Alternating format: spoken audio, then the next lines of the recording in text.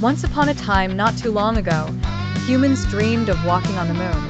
This great adventure began when two brave astronauts, Neil Armstrong and Buzz Aldrin, set foot on the moon in 1969.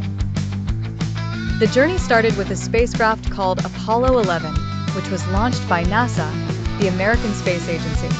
On July 16, 1969, the rocket blasted off from Earth, carrying three astronauts: Neil Armstrong, Edwin Buzz Aldrin, and Michael Collins. The astronauts traveled for 4 days before reaching the moon. As their spacecraft approached, they felt both excitement and a bit of fear. They knew they were about to do something no one had ever done before. Michael Collins stayed in the command module orbiting the moon, while Neil and Buzz got into a smaller spacecraft called the lunar module. They carefully piloted it down to the moon's surface.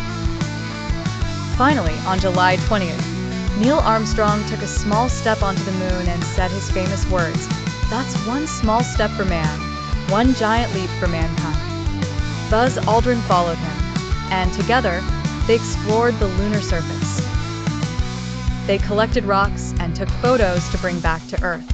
After spending about 2.5 hours on the moon, Neil and Buzz returned to the lunar module. They flew back to join Michael, and together, they started their journey home.